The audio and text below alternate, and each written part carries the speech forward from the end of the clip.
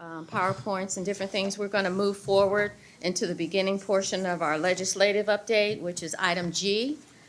So I'm going to turn it over to Committee Chair Michael Mark. Great, thank you, Chair Love. My name is Michael Mark, Legislative Committee Chair. Try to go between the speakers here. We will begin the legislative agenda with item 1, update on 2023-2024 legislation. Beginning on page 221 of your packet is the pending legislation up for discussion today. The first bill in question is Assembly Bill 2622 Carrillo. Just before, there might have been some guests on Carrillo from the office. I'm assuming no. So we're going to continue that part on. This bill relates to the minor work exemption in the contractor's law. The existing law states that a contractor's license is required for any project valued at $500 or more in labor and materials. The bill that is imprinted today would increase that amount to $5,000.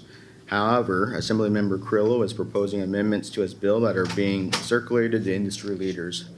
A copy of the proposed amended bill has been provided at this meeting, which, as of right now, I will turn it over to.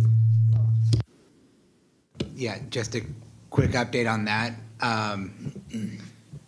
The circulated amendments, I am told by the Assembly B&P Committee that they were not accepted by the B&P Committee, and the Assembly B&P Committee is working diligently with the author's office to come up with amendments. But for everybody's information here today, I do not have current updated amendments with an RN number from Ledge Council. Regarding mics, while I have the opportunity, they do all work. There is a restriction that only 2 can be on at one time, so I'm going to turn this off.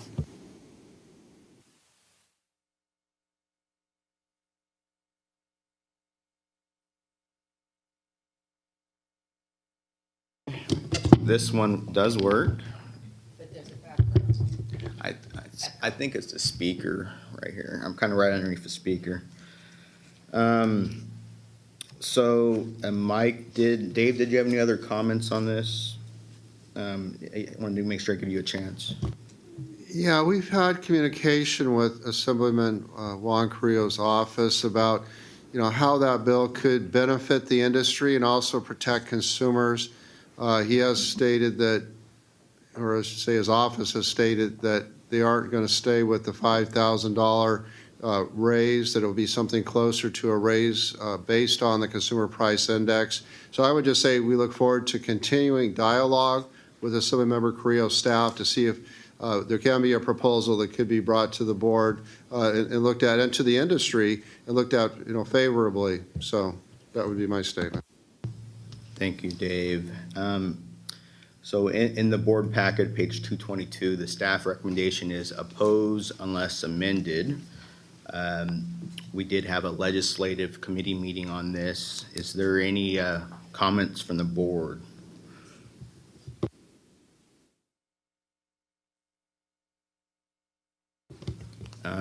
We did have a long hearing on this. I'll just make another comment that, in my opinion, that 5,000 mark is too high. I appreciate. Sounds like the Registrar is working with the bill author to try to get some good amendments. But right now, because there is no accepted amendments currently in print, the staff recommendation is oppose unless amended. So seeing that there's no other board comments, is there any public comment on this bill? There is a public comment in the audience. Come up to the microphone, state your name, and you have 3 minutes. Again, my name is J.P. Tenori. I have Capistrano Computers. I think that $5,000 is just, it's outrageous. It'll basically make these platforms take all the work. You have a bunch of gig workers, just like Uber, do it, and out-of-state contractors, and I can share the whole 9 yards of how this chain works. Maybe what you can do is consider, I always cringe when I see somebody get in trouble when they're doing a good job and they might not qualify for a license. You could probably get them to sign something and say, okay, we've checked your references. And you know, it's okay. We're going to go ahead and accept your bid. You know, as a, you know, say as a homeowner, so say painting a house or something like that, where it's just basically a couple of boards or something on top.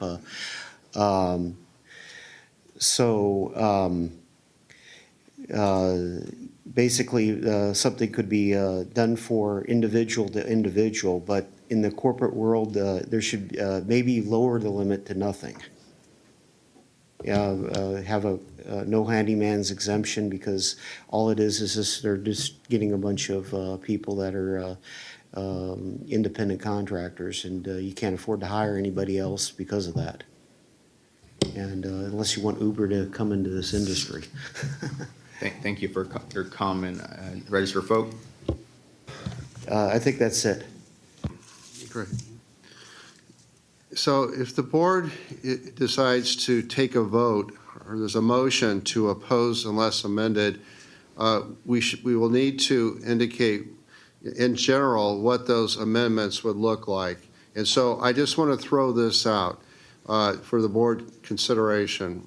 Would the board look favorably towards raising the $500?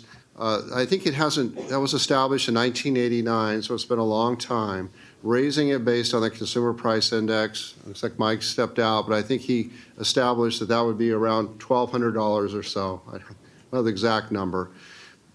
And also, what can we do to protect consumers and also to make sure that those that are doing unlicensed or doing work under that threshold are doing it appropriately and not harming consumers?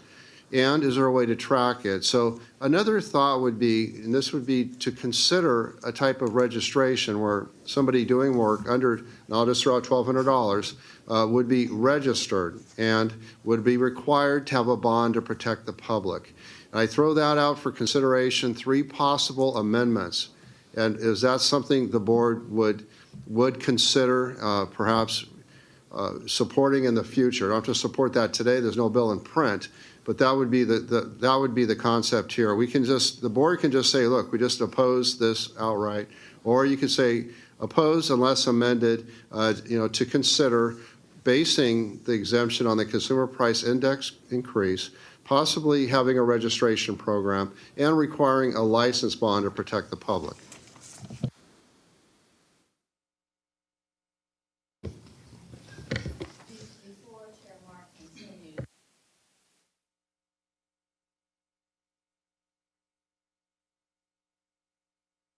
So I will make sure the microphone was on. So if you are here to speak on this particular bill in the overflow room, now there's a 30-second delay, just come on over. I want to make sure it's clear. If everyone looks in their board packet from on page 128 to 136, we had a 2-hour hearing on this specific bill with the legislative committee. We heard a lot of great feedback from stakeholders that were opposing as unless amended. There was a lot of industry that was present. Is there any other public comment on this specific bill or anything to do with the possible amendments that the Register folk is asking the board to weigh in on? Good morning. My name is Phil Vermeulen, and I represent American Contractors Indemnity. This is the first I've heard about the bonding idea with the lower amount. And at this time, I will take it back to my clients and see what kind of feedback we get on that. But I wanted to bring that up to everybody's attention right now. Thank you.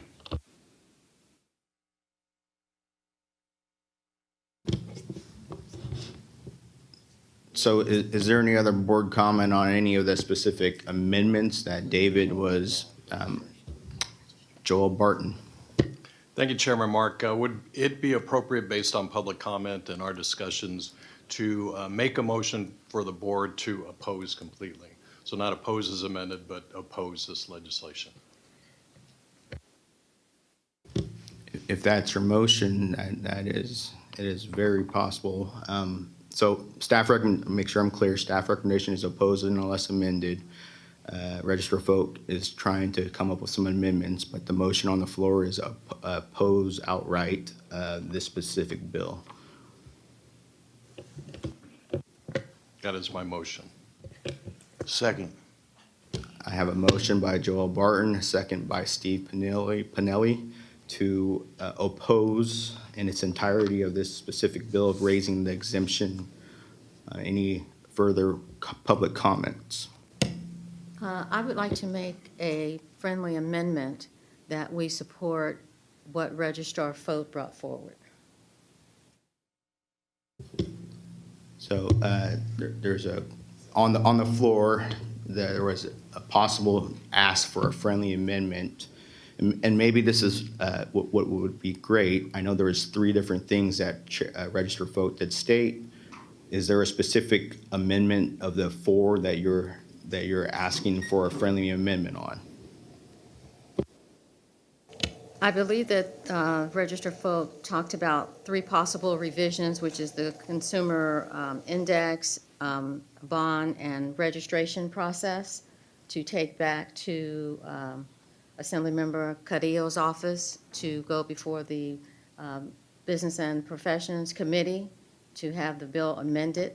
So that would be my friendly amendment, that we vote no, but with the possibility of the revisions presented by the registrar to bring back to the table. Does the seconder, I would second that. well, there's a motion and a second on the floor. There was an ask for a friendly amendment to include some of those amendments. The seconder, do you have, or the maker of the motion, do you choose to accept those friendly amendments? And with all due respect, I think I would not accept it. I think, like the speaker before talked about the underground economy and Lyft and Uber and all that, I think we would be condoning not having a license. We have good contractors in the audience here that have license, pay all the fees, pay the bond. I think by encouraging someone to operate without a license is obtruse to our commitment here as board members. The seconder, do you agree with the motion? I agree with the motion. Thank you. I have a couple words. Obviously, we had a lot of comments in that specific meeting. I'll repeat myself. Page 128 to 136 of the board packet, there was a lot of discussion on this specific bill. Some of the concerns that I heard was the service industry and the amounts being raised too high.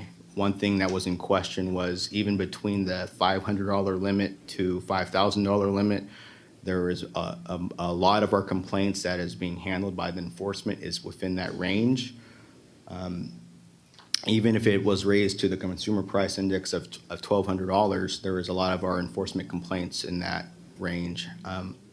I will ask for maybe a little clarification from Steve Grove. I'm gonna put you on the spot for a second. Is just specific of the enforcement complaints from $500 to the higher amendment amount proposed. Do you have a feel of how many enforcement actions have been taking place and complaints in that range?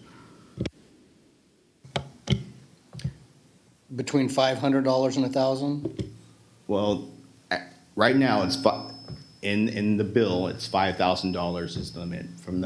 There were a lot of commenters between a lot of our enforcement actions are between 500 and 5,000. Was that kind of true statement? That is my understanding, yes. Okay, thank you. Registrar Folk, do you have anything to add on this? Well, just what I was mentioning is the discussion and dialogue that's occurred, and Chair Love reminded me that one of the concepts of the registration would be, in other states have something similar, where like some states just have a registration. They have a registration, they have a license. So one of the goals is to have these handy persons have a pathway to become licensed. And we created a B2 classification for that. And as of today, Mike, I think we have about 750 B2s, something like that. So it hasn't been quite what we were hoping for. And so we're just kind of looking at, when we think about a registration, we know in looking at Craigslist, a lot of people out there they're unlicensed, they're unregulated, and they are causing harm. The registration, it would be, and I totally support the board not, supporting this process, this concept, but the registration would be a way to track these people, and there's been talk about limiting it to the same work that the B2 can perform. And so that would be, say, it would not be the behind-the-wall work. It's not the electrical that requires the permit or the plumbing. It's more of the cosmetic type work. So it's just a way to have a better understanding as to what these unlicensed people are doing. Because right now, as Steve mentioned, we do have complaints where people have been taken advantage of for $500. There's really no regulation of that. So I neglected to say that earlier. The registration, the thought would be it would limit it to work not requiring a permit, more cosmetic, in line with the B2, and maybe it's a pathway to somebody obtaining the B2 classification. Again, that's just for your consideration. Is there any further board discussion? We're going to take our roll call vote soon. Is there any other public comment on this?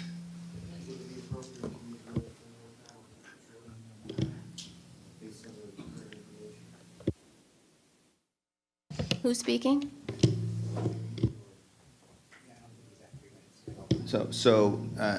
Yes, you can go ahead and have one more public comment because after the motion and the second, there's a chance. So go ahead.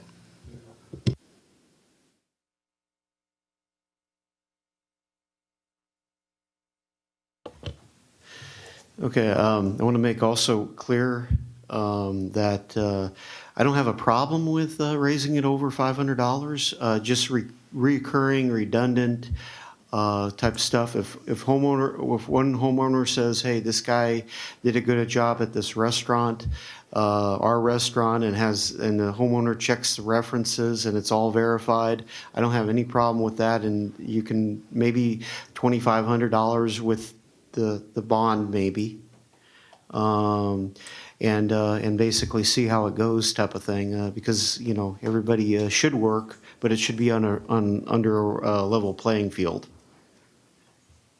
So Okay, thank you for your comment. Okay, there's a motion on the floor to oppose Assembly Bill 2622. Can we take a roll call vote, please, Robin? Before we do that, I believe that the friendly amendment vote comes first before the main. Am I not correct? No, Robert rules is, I have to give the opportunity for the motion maker and the seconder to accept the friendly amendments. I gave them that opportunity. They decided they would not accept your friendly amendments at this point in time. So the motion and the second is what we're voting on. Please, legal, please correct me if I'm wrong.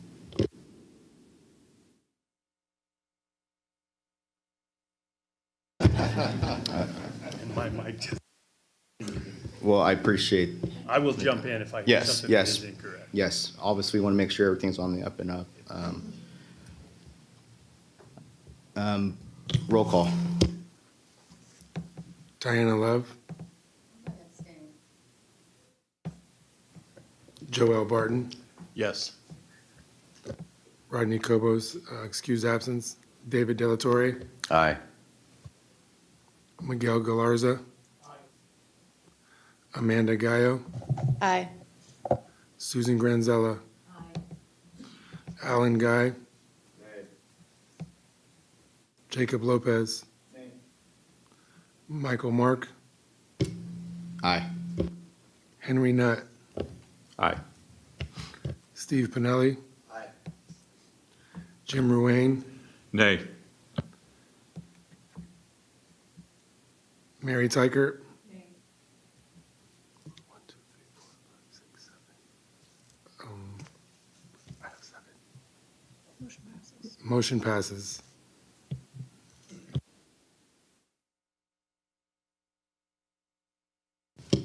Thank you. Okay, moving on.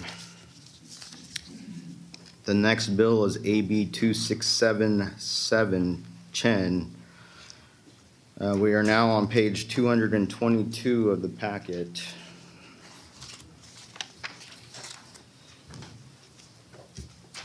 This bill relates to surety companies which provide contractor licensed bonds when there's a dispute in civil court over a bond. Existing laws says sureties are financially liable up into the amount of the bond itself, unless the statute says otherwise. For example, for the contractor state license bond, the most a surety could be liable in court is $25,000. Existing law does not address whether their sureties could also be liable for attorney's fees as costs in the same civil action. A recent court case found that sureties can be liable for any amount of attorney's fees. There is concern in the industry that this could increase the cost of underwriting bonds that could be passed to contractors and ultimately consumers.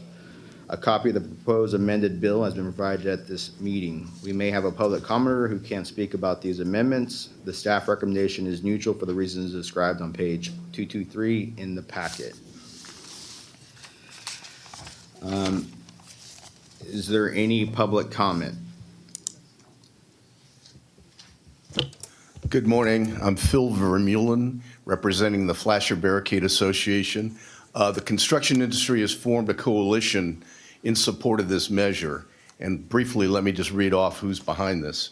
The coalition's consisting of the Associated General Contractors, the Associated General Contractors of San Diego, the American Property Casualty Insurance Association, the Associated Roofing Contractors of Bay Area, California Builders Alliance, California Building Industry Association, Civil Justice Association of California, Flasher Barricade Association, Masonry Contractors, Painting Contractors, Roofing Contractor Association of California, Sacramento Regional Builders Exchange, Southern California Contractors Association, Union Roofing Contractors Association, United Contractors, and the Western Electrical Contractors Association.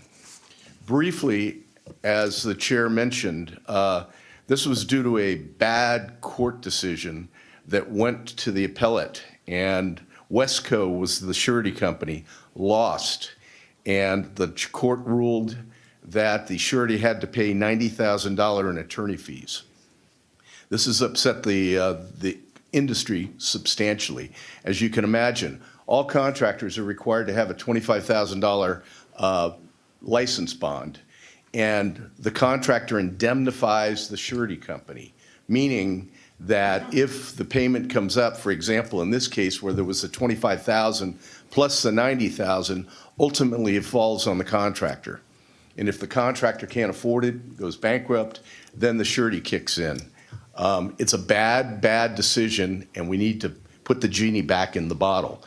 The industry has come together with a bill, AB 2677. It was up in front of the Assembly Judiciary Committee this past Tuesday, and I'm happy to report that the bill was on consent, meaning it was a unanimous vote. There was some grumblings from the attorneys. We took an amendment, which is the amended version that I think you have in your packets, which satisfied their concerns. And basically what that amendment does is allow the attorneys to also claim on the bond up to the $25,000 limit. So we'll eliminate the need for that problem. So today I'm asking for the support of the license board to this measure that the whole industry is behind, and preferably I'd even take it one step further and ask you to be a co-sponsor on the bill. I think it's very important for the industry, and with that, does anybody have any questions? Thank you for your comment. Thank you. I'm going to ask our Deputy Registrar, Sitting Chief of Legislation, can you comment a little bit more on how staff recommendation was neutral on this? And so what was asked on the floor is to change our vote here to a support. So is there new information from print till now? That's what will be helpful. Yes, so we're going to do the passing of the buck here, because if I'm incorrect on any of the matter, this is a civil procedure code. I'm going to defer to John to correct me. So as everybody knows, generally in a civil lawsuit, the winning party can win back their litigation costs from the losing party, right? Costs can include attorney's fees. under existing law, that's not limited to the amount of the bond itself. After this bill,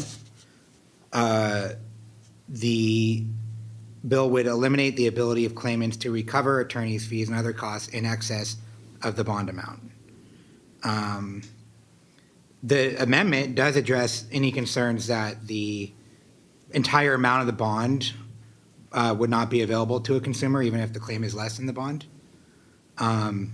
So a claimant prevailing on a $20,000 claim against a $25,000 bond should be able to recover attorney's fees against the remaining bond amount. I think there was some thought from staff prior to the amendment. Is there anything that's happening here that would deter a bond company from making a good faith payout to a consumer in a case against a contractor's bond? I don't know the answer to that. If there's other experts in the room who can talk about civil litigation generally that can supplement this comment, that would be helpful.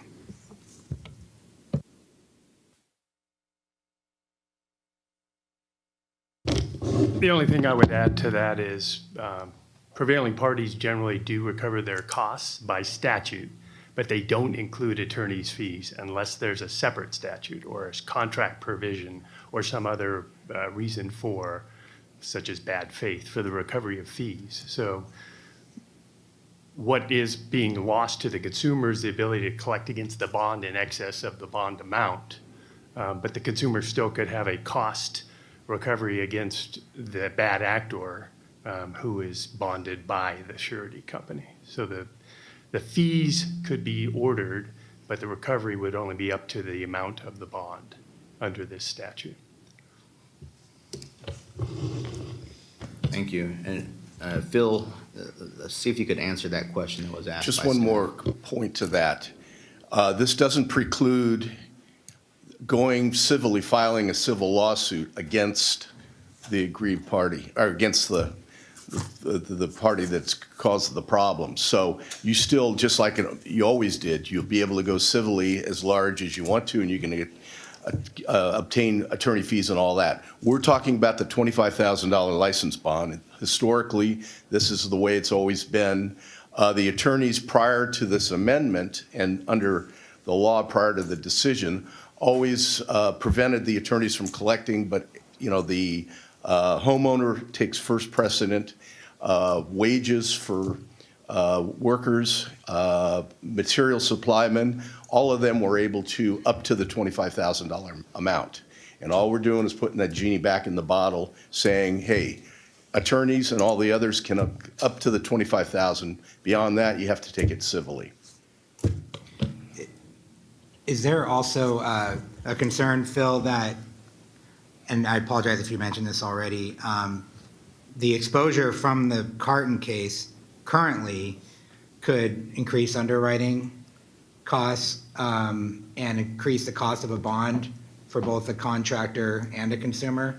Absolutely. As a matter of fact, another former client of mine, SureTech, which is the second largest bonding company in California, has pulled out of the California market as a result of the Carton decision. And the word is, this has really upset the apple cart, and there's a lot of other sureties that are nervous. If they do stay in, and this isn't corrected, then the cost of the bond is going to go up, no doubt about that. There's going to be stricter underwriting standards, and there are going to be a lot of contractors, smaller ones, that aren't going to be able to qualify for a bond. And since the license board has eliminated the need or the ability for the board to allow for a $25,000 cash payment, which also has been affected as a result of this court case and will be resolved as a result of this court case if we get through this legislation. So it affects everybody, including the license board. So it's a bad situation. 2677 takes care of the problem and puts the genie back in the bottle. Underwriting will remain the same, and on we go. Thank you, Phil. Thanks. Is there any other board comment on this before?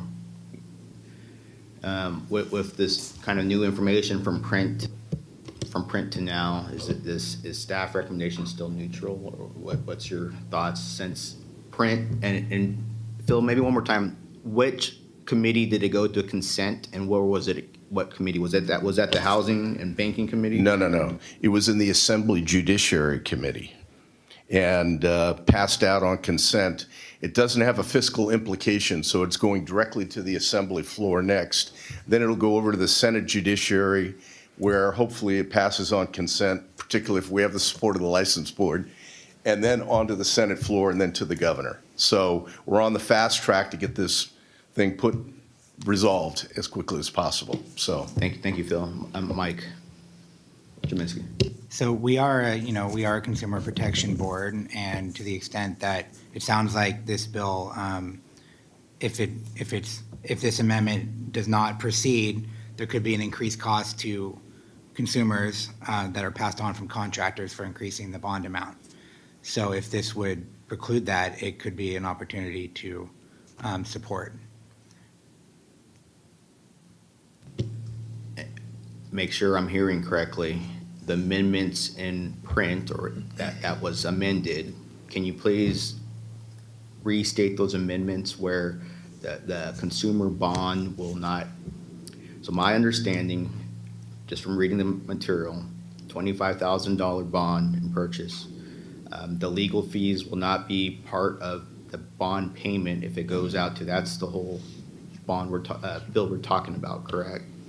So the way this amendment that the attorneys accepted reads that the $25,000 cap is what will be determined, period. So let's say, for example, a homeowner collects $15,000 on that bond. That would leave a $10,000 that the attorney, if there was an attorney involved, that could collect on that. But the $25,000 is an absolute number. That's all that can be collected on. John? And I think if the question is what amendment has been made, originally this was presented to the board and resulted in our position without fees being included either within the bond or outside of the bond. And at the request and objection or concern raised by some attorney associations, the amendment was made so that, and again, this addresses whether or not there would be an incentive to make payouts within the bond amount if there's no fee exposure. The amendment was made so that fees could be included, but there is a hard cap Correct. on recovery against a bonding company of the bond amount. Correct. And the hard cap being 25,000. Correct. Or the bond amount. For the bond I mean, amount, there's so, 50s and 100s. So. yeah. So on a claim of $25,000 or less, this lowers the amount available for a consumer. No, That's not my understanding. no, that So isn't. if there's a $15,000 claim, assuming it's within the bond, it's paid up to the bond. If there were then costs in, let's say, $30,000, the consumer would be left going after the licensee for the extra 10, but the 25 of the bond is still at risk.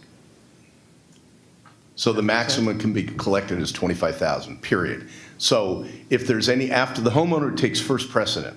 So if they take 25,000, then the attorney is out of luck. If there is, again, like I said before, $15,000 a homeowner collects, then the attorney could collect up to $10,000 to that $25,000 cap. Your clarification that the homeowner takes first precedent. cleared it Yes, up for me, so thank you. absolutely. Yep. All right, thank you. So with that, was there a new staff recommendation, or? Did you want it?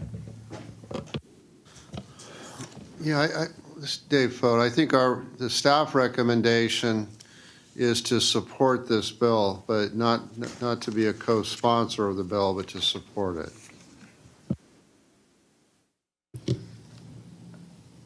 So what I heard, so in the print, it's staff recommendation neutral. Obviously, this print was printed back in April. There were some amendments made. The new staff recommendation is to support this bill as presented in writing and not to be a co-sponsor currently. Is there any question from the board members? Question? Thank you, Chairman. I would like to make the motion to go with staff recommendation to support this bill. Is there any other public comment on this bill? Sounds like seeing none in the room. I heard a motion. I'll second. Second by Steve Pinelli, motion by Joel Barton to support this particular bill. Can we get a roll call? Diana Love. Joel Barton. Aye. Rodney Cobos, excused absence. David Delatorre. Aye. Miguel Galarza. Amanda Gallo. Susan Granzella. Alan Guy. Jacob Lopez. Michael Mark. Henry Nutt. Steve Pinelli. Jim Ruane. And Mary Tykert. Motion passes. All right, should we move on with legislation, or do we want to go back to that enforcement item? What is the wishes of the chair, Chair Love? I think Is the speaker ready? Yes. Okay, then I'll turn it back over to Jim Ruane. All right, thank you, Chair Love. Once again, I'm Jim Ruane, the Chair of the Enforcement Division. The next item on the enforcement agenda is E2, review and discussion regarding unlicensed developers. This section begins on page 199 of your packet. At the request of Board Member Jacob Lopez, Board Chair Diana Love approved this agenda item to discuss construction industry concerns regarding license requirements for commercial developers constructing multifamily mixed-use projects. For background, Business and Professional Code Section 7044 provides a license exemption for property owners making their own improvements under specified circumstances. The applicable commercial developer license exemption for this agenda item would be a developer contracting with a License B general building contractor to perform the work. Ensuring the contractor is licensed is extremely important to CSLB as a public protection measure. And it is very important to labor groups in the state building trades because of worker protections found in Labor Code Section 218.7 that holds both a general contractor and a subcontractor liable for unpaid wages for commercial projects, similar to what is found in the arena of public works. Enforcement Chief Steve Grove will report on a recent inspection of a commercial project to determine if the developer is acting in the capacity of a contractor without the required license. But first, I will turn it over to Patty McCarron, Director of Operations for Carpenters Contractors Cooperation Committee, Inc. Ms. McCarron has recently informed the board that her organization has noticed an increase in unlicensed developers using unscrupulous tactics to get around state labor laws, put in place to protect workers, communities, and law-abiding contractors. Director McCarron would also like to share recommended strategies for enforcement collaboration. I'll now turn it over to Patty McCarron. Ms. Karen. I'd like to say thank you for having me here today. Really quick, let me just ask a question. How many people will work for free? Hands? Well, unfortunately, this is happening every day in the construction industry. And the Carpenters Contractors Cooperation Committee, the Quad C, we're fighting wage theft every day in the construction industry. So examples of wage theft, just so everybody has background, being paid less than the minimum wage, not receiving agreed upon wages. This includes overtime, piece rate, and regular wages, not being allowed to take meal breaks, rest breaks, and/or preventative cool-down breaks. And we all know how hot it gets in the summer. It's imperative. Having unauthorized deductions from their paychecks, bounced paychecks, not receiving final wages in a timely manner, not receiving reporting time pay, so that's roll up and roll out, not accruing or not allowed to use the paid sick time mandated by the state of California, and failing to be reimbursed for business expenses. And all of these are from the Labor Commissioner's website. So how does this affect you? Well, it affects all of us because the losses to our communities are astounding. At least $2 billion annually is stolen from workers in California. $2 billion. 1 out of 6 California construction workers are employed informally. And 8.4 billion in taxes are lost from the construction industry tax fraud. So that everything contributes to the underground economy. And this is what we're trying to prevent, all of us here. So challenges in the industry, what we found recently is that unlicensed contractors and developers operating as general contractors without a license. So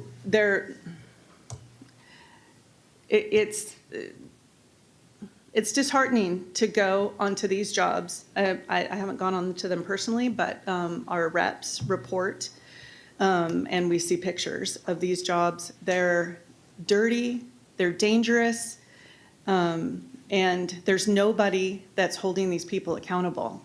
So we're looking forward to partnering with you and taking care of these issues. So the Quad C enforcement efforts have resulted in contractors being assessed penalties, including multi-million-dollar assessments, debarred from public works, licenses suspended or revoked, criminal charges against multiple individuals, and many other items. We recently turned a case over to the Attorney General's office, West Coast Drywall and Paint. They had over 7,000 workers that had not been paid properly, were not paid their wages, overtime, rest breaks. And so the Attorney General is looking into it, and he's taking all of this very seriously. So we really appreciate that. We've helped create a more level playing field, which creates more work opportunities for responsible contractors. The enforcement efforts, we go out and we monitor job sites and conduct house calls to educate workers. We gather information, identify schemes, and prepare cases. We package the cases with supporting information and submit them to enforcement agencies such as the AG's office, Labor Commissioner's office. We maintain contact with the workers throughout the investigative process. And then there's a new thing recently that we can actually sue on behalf of workers to get their wages back, and that's the 1701 law. And I'll talk about that in just a moment. But we provide assistance to the enforcement agency investigators every step of the way, whatever they need. So the background on 1701, there was a problem with subcontractors that cannot or will not pay the wages and hours laws. So while employees can sue the subcontractor, employees have no remedy when the subcontractor is bankrupt or unwilling to pay. So the remedy was passing the Labor Code 218.7 and 218.8. And both of those statutes authorize suits against the general contractor and subcontractor for wage debts of its subcontractor. So I'll just touch briefly on the basics here. It applies only to private projects, and the types of contract covered are erection, construction, alteration, or repair of building, structure, or other private work. And this is going on with all of the multifamily housing that's being put up. And, you know, we have this housing crisis in California, and there are people that are taking advantage of this. And so it's squeezing out the responsible contractors from some of these projects, and we need to help them. So the civil enforcement, so there are 3 parties authorized to enforce AB 1701. The Labor Commissioner, Employee Benefits Plans, and Joint Labor Management Cooperation Committees. And the Quad C is a Joint Labor Management Cooperation Committee. We can sue subcontractors at any tier for wages owed to their employees, and we can sue general contractors for any such wage debts of some subcontractor employees. So what's happened in the past is that generals know that subs are bad, and they'll hire them because who's going to stop them, right? And so now it's holding everybody accountable, and this is really good for all of us. And it's good for the responsible contractors. So the rights and remedies, the items recoverable, we can get the unpaid wages through such committees such as us, and also people seeking the fringe benefits under SB 27, so that's section 218.8. And let's see, the labor commissioner can also sue for unpaid wages. Employee benefits can sue also. And in closing, we're looking forward to partnering with you. And I watched yesterday, and it was really, it was great to see you guys talking about how you want to use the boots on the ground people to help you find these unscrupulous contractors. And if you could have seen me yesterday, I was clapping and cheering, right? So I think that that's great. We would love to work with you. And we're going to continue to fight wage theft, and we can do it together, and we can help our communities because we need those libraries, those schools, the hospitals built, right? And we need to know that everything's being built properly with skilled labor. So we look forward to working with you guys, and that's it. So thank you so much. Thank you, Ms. McCarron. Yeah. Thank you for your comments. At this time, I'll ask Enforcement Chief Steve Grove to provide an update on the related investigation being conducted by the SWIFT unit. Steve. Thank you, Chair Ruane. After receiving the lead recently from Ms. McCarron, we assigned it to one of our Southern SWIFT investigators who coordinated a job site visit with their EDD partner that took place on Tuesday, April 9th. Preliminary investigation determined that a building permit had been obtained and a licensed contractor is responsible for the project. However, a stop order was issued for a potential workers' comp violation, and further investigation is being conducted. Thank you for the update, Steve. This is an informational item only. No action is required of the board. Are there any comments from board members?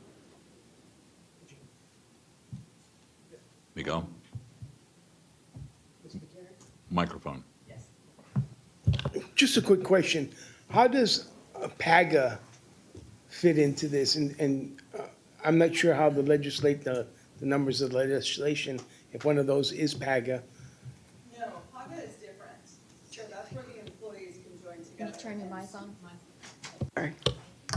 So PAGA is different. PAGA is where the employees get an attorney and they can sue the subcontractor directly. What we're doing is using the Assembly Bill 1701 to sue on behalf of the workers. So essentially, the workers end up paying, if they get the money, they'll end up paying the attorneys. And with us, they don't have to pay. They wouldn't have to pay the Labor Commissioner's office. No, we don't get a cut. Any other board member questions or comments? Through the chair, I noticed in the PowerPoint, it's mentioned private. Does AB 1701 only apply to private sector or both public and private? It only applies to private. Okay. Yeah, there's another bill, a statute that applies to the public works, but. Do you happen to know what that is offhand? I could get it for you. I don't want to say the wrong number. Thank you. Okay, sure. Any other comments or questions from the board? Michael? Thank you. Yes, I know the issue was multifamily developers, unlicensed contracting. I am also seeing that same issue in the subcontracting realm, very, very much so. So for, let's say, service of a water heater, a owner of multiple development properties is actually self-performing that work when they should have probably a proper license. So no, I agree with what you're bringing up before us today. Thank you. Any other board questions or comments? Robin, anything from the public? I don't see anything, no. Thank you. This concludes the enforcement items on the agenda. Thank you, Chair Love. I'll turn it back over to Vice Chair Mark to finish legislation. Thank you, Chair Love.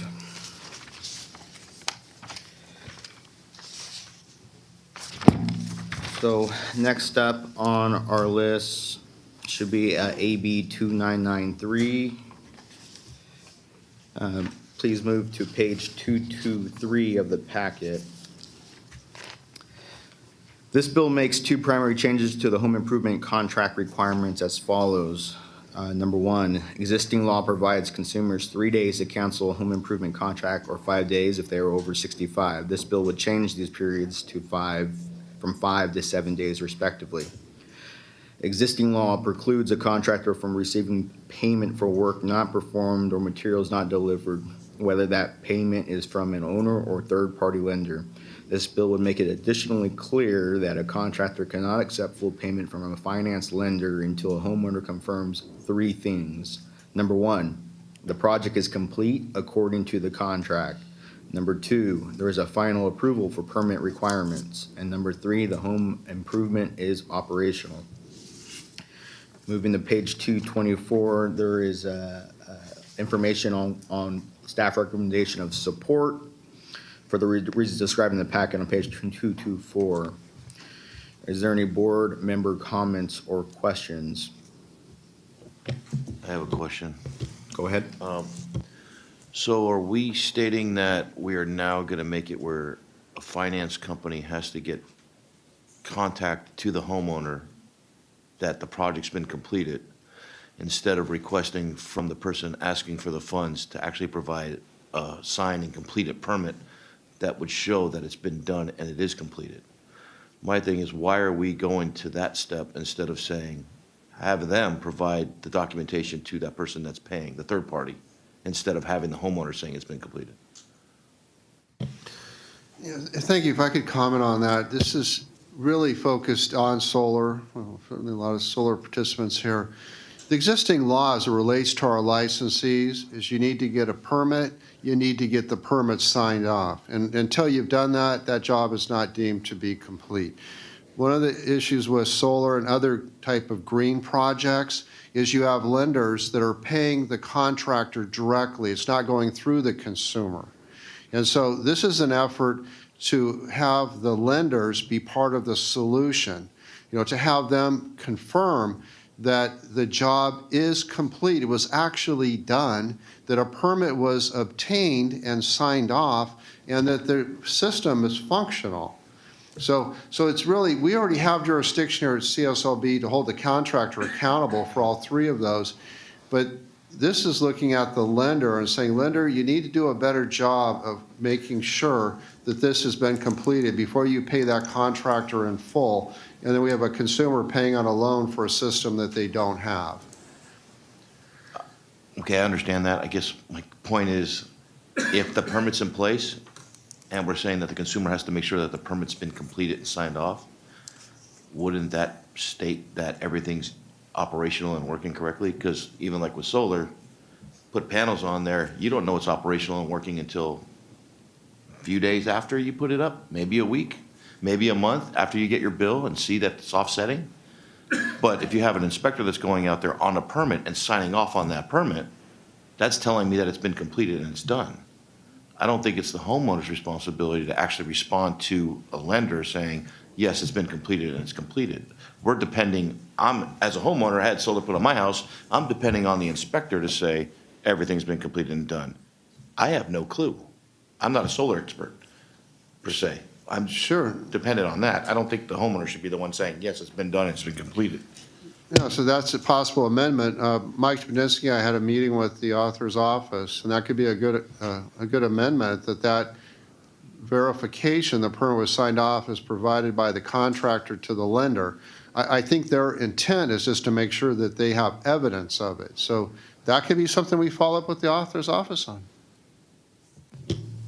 And obviously, just like what we heard earlier today, there was a finance company that paid a contractor in full without actually the work being performed at all. So this is kind of a fix to that situation.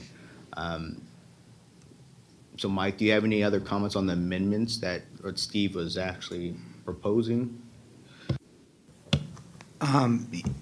Yeah, so I don't, if I might have misunderstood Mr. Pinelli, I don't think the homeowner is confirming anything to the finance company. I think this precludes the contractor from taking final payment from the finance company unless the homeowner, and this does place a burden on the homeowner, right? Not a burden. It would provide that the homeowner confirm in writing that the project is complete according to the contract, that there is final approval, which is the part I think you're asking about. The consumer would need to provide written confirmation that final approval has occurred from the building department and that the home improvement is operational. And they didn't define the word operational. And I will say generally for this board, generally, while we're speaking about solar, this is going into the home improvement contract section of our laws. So it would apply to any home improvement contract construction, which includes solar, but anything else that meets the definition of home improvement.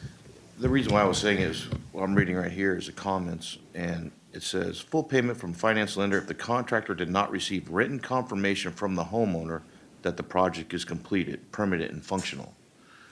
Well, it's from the homeowner. You're asking for confirmation from the homeowner. They don't know if it's completed or done.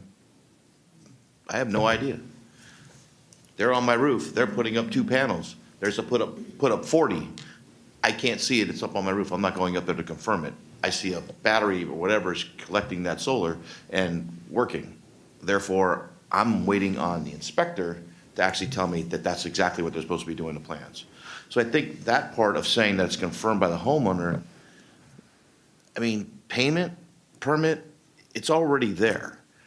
I think getting the homeowner involved, saying that they're confirming that it's been completed without knowing if it's done correctly. I can put you into a bathroom and say everything's done correctly. You look at it and see it's all right. You sign off and say it's all good. You go to flush the toilet, it doesn't work. Why isn't it working? I don't know. The inspector hasn't signed off on it yet, though. You're getting to a point of where you're putting the onus on the homeowner to say it's been done and it's correct. I don't like that. I like putting it on the inspector and the contractor. Their job is to put it and install it. The inspector's there to inspect it and say it's been done correctly. The homeowner's there to actually have the benefits of paying for it and saying that it's done correctly. I think having them signing off on it makes them liable as well. Well, you signed off on it, you said it was good. You owe us this money. We put the money up for you as a third party, you said it's all good, now you gotta pay for it when it's not done correctly. So I think that's the one thing I don't agree with. Yeah, I agree with you, Stephen. It's always making sure the notice of completion, permit's actually done, that's completion of work. I think what Dave just said is we can obviously talk with make sure what they're saying is completion actually means completion, including, it could be tandem. Homeowner signs off with the actual notice of completion permit sign. That could be something within. So through the chair, sorry. Just to be clear, when I have people that call me at my office, and this is what I do for a living, right? I'm the chief plumbing inspector in San Francisco. I do the mechanical, I do the sprinklers, everything. Homeowners, commercial, everything. And when I get the phone call from homeowners asking me what my steps are, meaning when do they do this and that, I always tell them, don't finish payment, don't do anything until you see all the permits have been accepted, everything's been signed off, and it's all been completed. You want to make sure that that signature is there that shows it's completed. Because at that point, everything's been inspected, it's been done. What I don't want is somebody saying, oh yeah, it looks good and everything's done, and it hasn't been completed yet, and then they find out a year later when they go to sell their home that the permits haven't been done. So Ben, you got to kind of go the other way. You're asking for a license, you're asking for a permit. Let's put it on them to actually get it signed off and done, therefore showing it's complete. So I think third party has to look for that permit to make sure that's done, not the homeowners. So this is what is there any public comment left on this item? Oh, Yeah, and Steve, just so I was involved in the discussion, I think that's the point, is that the lender, he wants to start getting paid, and he's not asking the homeowner, he's asking the contractor, and the contractors, the homeowner has no clue that he's not coming back because he's been paid 100%. He's gone. He doesn't care about the inspection. He doesn't care about anything else anymore. He's gotten paid in full. But I think that's between the lender, the installer. The homeowner shouldn't have to take care of anything and pay anything if it's not been completed and hasn't been signed off. So if there isn't proof of a signed permit that has been inspected and completed, the homeowner shouldn't be put liable for that. Because you could call somebody up right now and says, has it been done? They say yes. They don't know.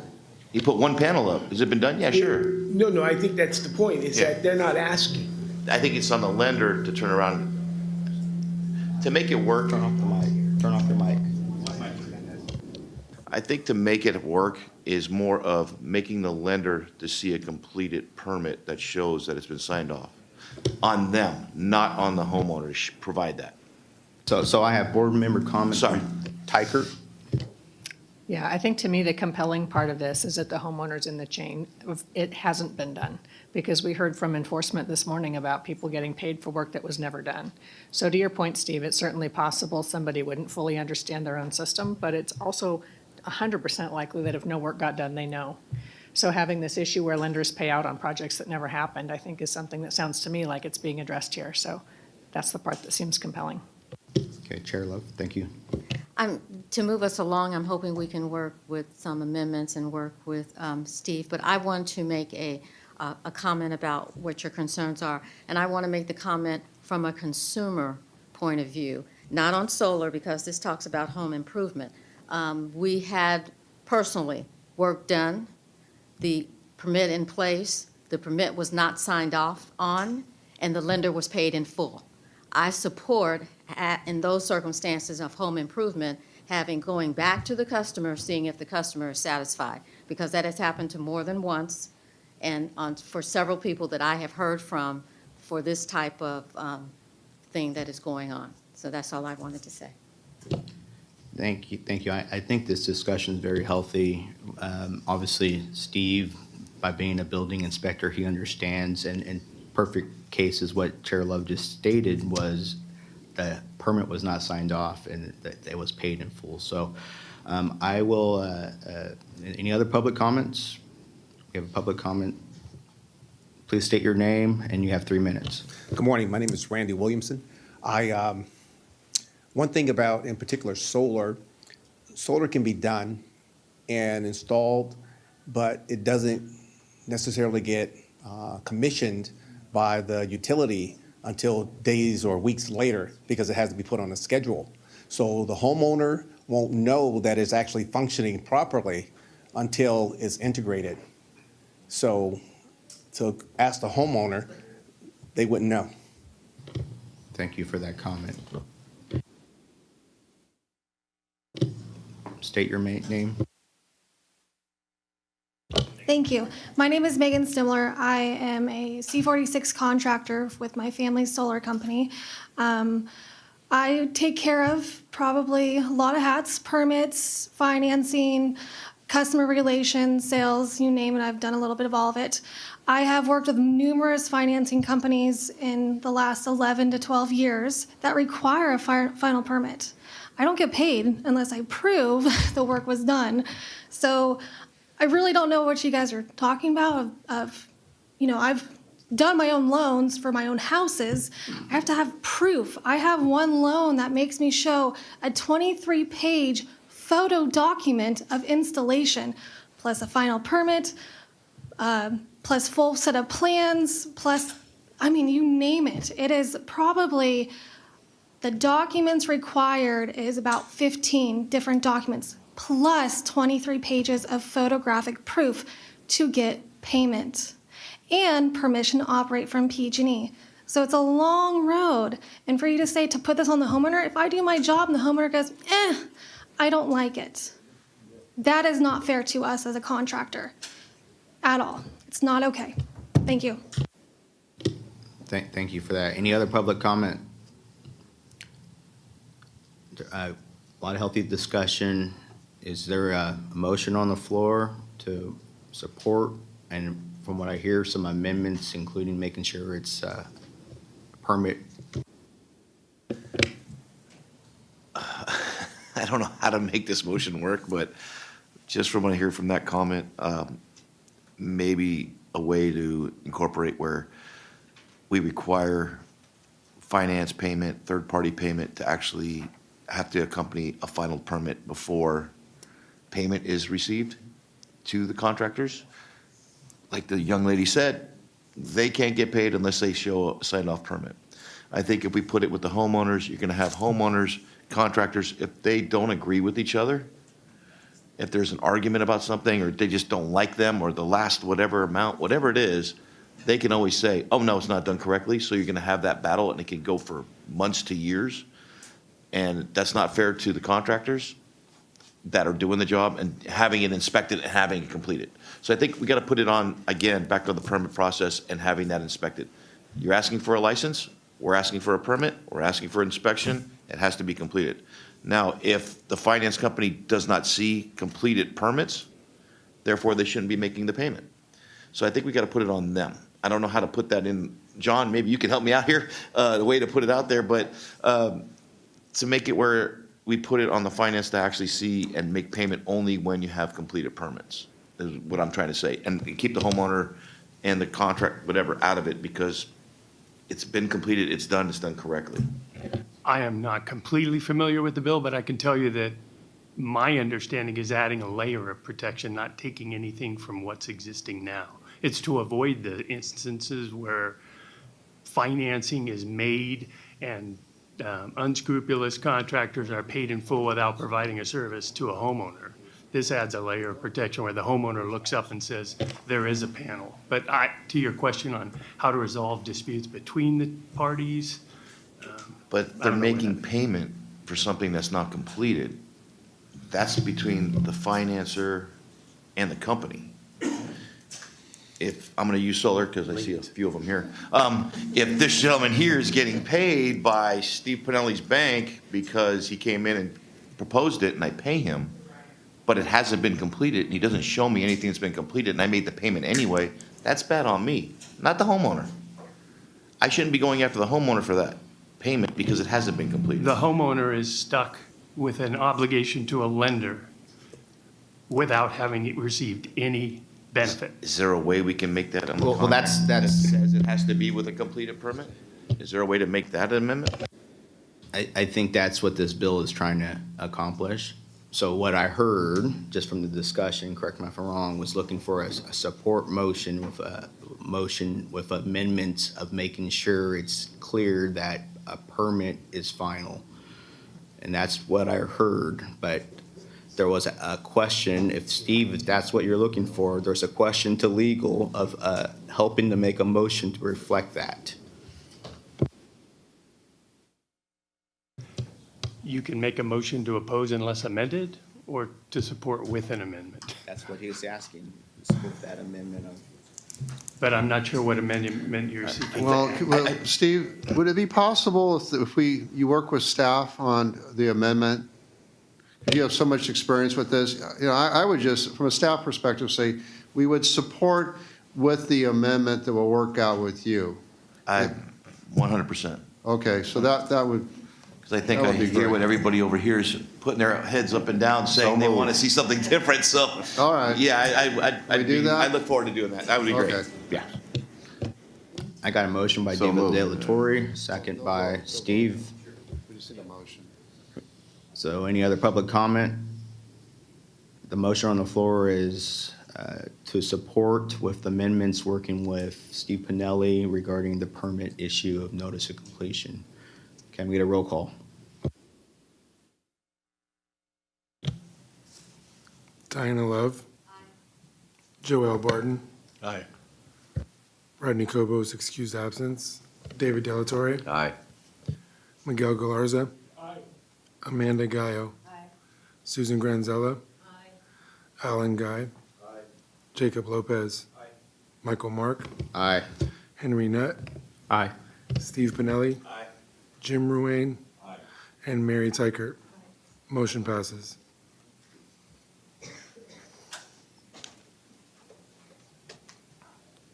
Sounds like motion passes. Yes. Okay, moving on, we're gonna hear this next item and then take a break before our last item next. So then the next bill is SB 1071 Dodd. We are now on page 225 of your packet. The bill relates to workers' compensation insurance as a condition of having a contractor's license.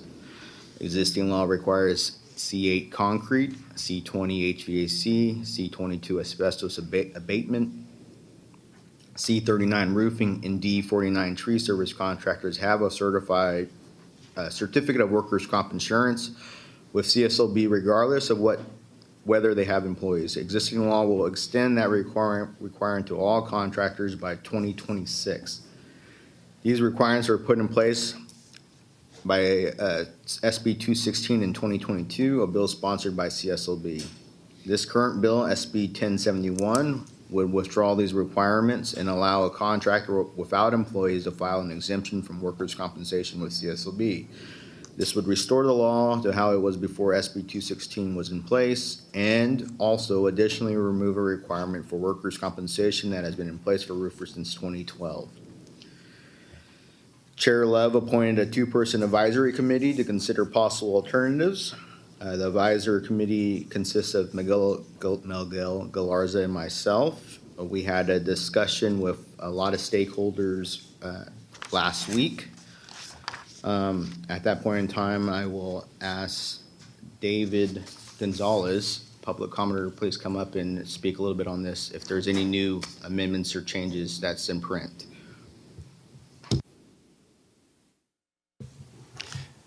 Thank you, Chair, members. David Gonzalez from State Senator Bill Dodd's office. We appreciate the effort that the board has made and specific board members have made to help with this bill. It's our hope to continue working on this, as that is the way the legislative process works. We think we can find that proverbial sweet spot here where everybody is happy or probably not happy. With that, I want to thank you for giving me a chance to speak, and hopefully we can go that way.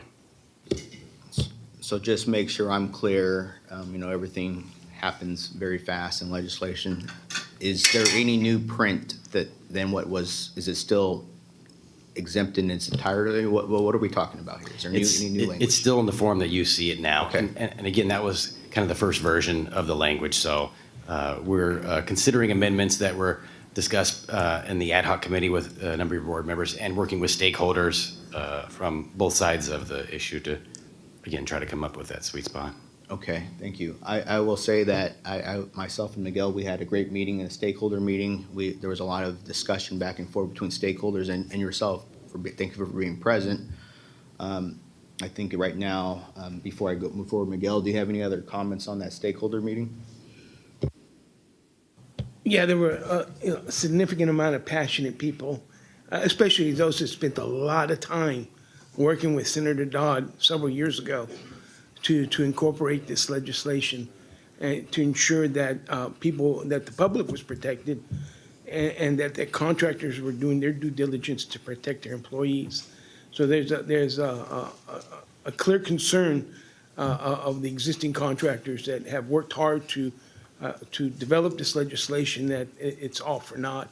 So I know that the senator is working hard to incorporate those strong comments to the senator, and I think the committees can continue to look forward to seeing what amendments you have.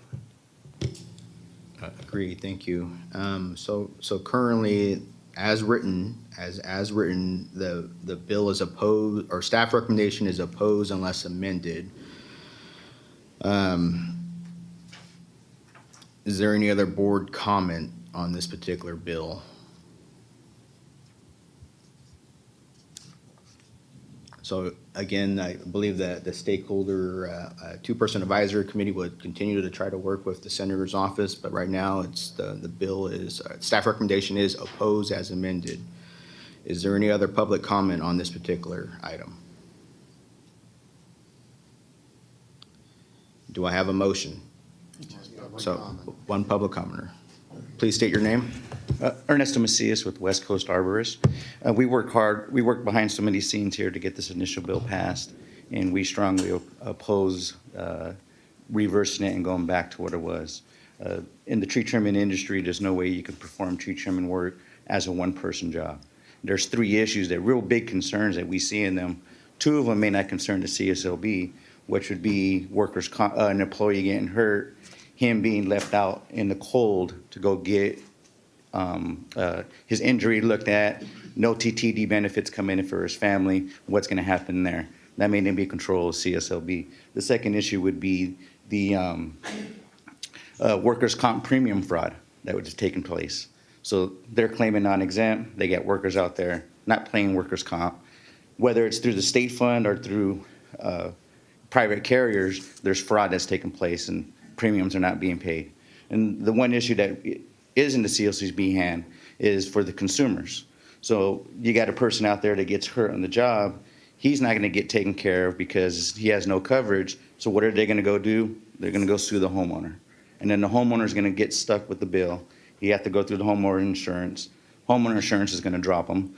That's taking place everywhere in California. We don't need to add one more additional thing for homeowners to get dropped on their insurance. And then if they don't get covered, the homeowner's gonna have to take out loans and whatnot to get that employee paid or that person paid and to get covered on those medical bills and whatnot. That's gonna be taking place. So we strongly oppose for any amendment to take place, stay status quo, what we already have out there. And thank you for your time.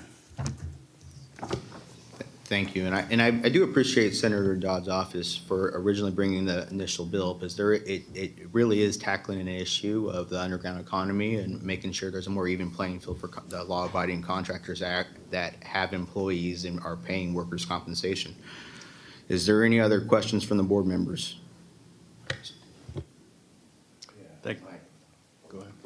Thank you, Chairman Mark. Yeah, I would like to make a motion to completely oppose it based on public comment, because when I looked at the graph here, and like over 50% don't have employees, not that I'm distrustful, but come on, 50%, I think we should oppose the bill. De La Torre? Well, I was going to comment the same thing. It was they showed a graph, a pie, and over 50% had exemptions. I'm reading this, and they're saying, what is it, 8%? They've seen a decline of 8%. Well, those are 8% probably are the bad actors anyway. So, yeah, I oppose any changes to the current legislation. Is there any other board? Senator Dodd's office.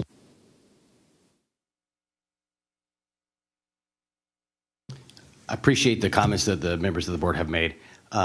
As it is early in the process, I mean, we haven't had the first committee hearing on the bill.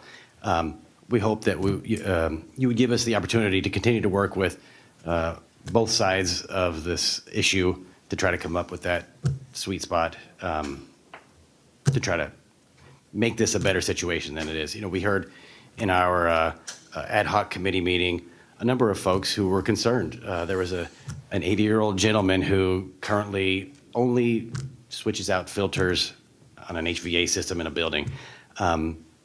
He's going to have to retire, although he's 80 years old. He's going to have to retire because the cost of the workers' comp insurance is too much for him to really take on. He only brings in $45,000 a year. Now, I don't know that we're going to be able to impact the 4 contractor groups that are already subject to the bill, the July 1, 2023 implementation. So maybe looking forward, again, it's early in the process, and we'd love to be able to continue working with you and the other members of the board to figure this out. Registered vote. Yeah, kind of like the Carrillo bill, if, there's a motion, I think, on the floor just to outright, oppose.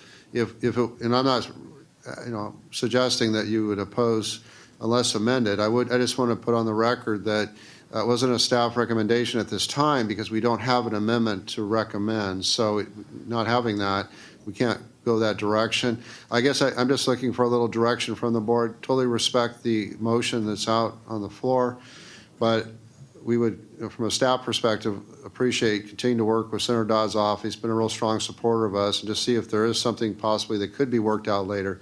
But at this point, staff is not recommending oppose with an amendment to be amended because we don't have an amendment, so it would just be opposed. Thank you for that clarification. And obviously, Chair Love did set up a 2-person advisory committee of myself and Miguel, and as even if we do oppose, we could still work with the senator's offices to actually possibly bring an amendment back to the board. So I apologize. The clarification is, and the friendly amendment was, there's no amendments. It's straight up motion to oppose and a proper second. Any questions from the board? One statement was, seems like we're putting everybody into one general basket, and it's case by case. You have one person that's 80 years old that's doing filters, and it's $45,000 he makes a year. Then you have one person that's doing tree trimming that's making $10 million a year, and he only has one employee.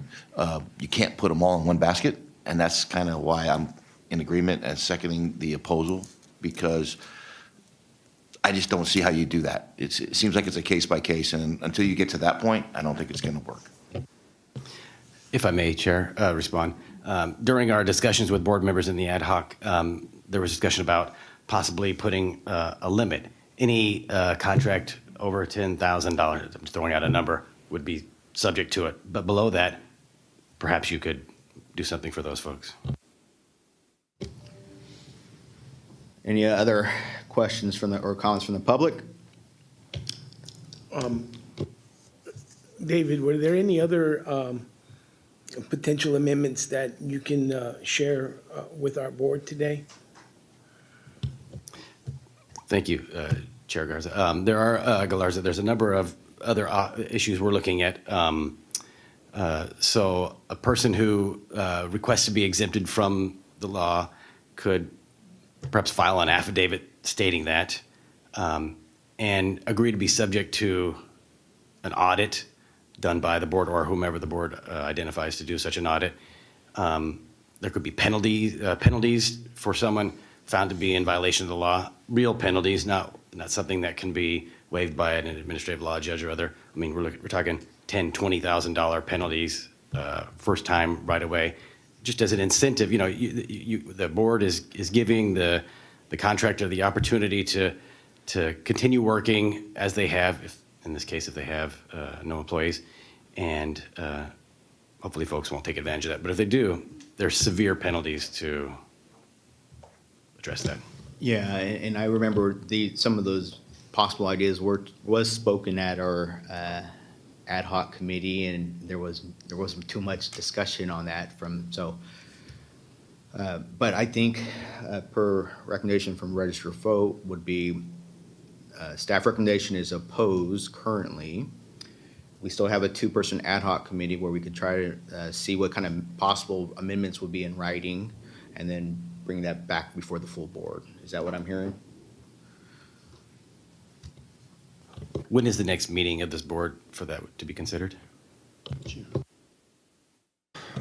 Well, we may well need to have another ledge committee meeting in, say, May, was a thought, but our next full quarterly board meeting would be June 12th and 13th.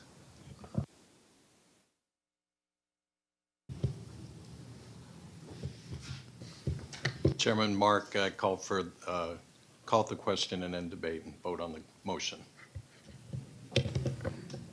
Thank you. See no other public comment? No other board comment? A roll call, please. Before I start, the motion is to oppose outright. Motion is to oppose outright, Okay. but we still have a two-person ad hoc committee that could propose amendments. We don't have official amendments to present to the board currently. Okay, So so oppose make sure as that's- written. Okay. Diana Love. Joel Martin. Aye. Rodney Cobos. Excuse absence. David Delatorre. Aye. Miguel Galarza. Amanda Gallo. Susan Granzella. Alan Guy. Jacob Lopez. Michael Mark. Aye. Henry Nutt. Aye. Steve Pinelli. Jim Ruane. And Mary Tykert. Motion passes. Thank you. We are going to take a 30-minute break and be back here at 12:20.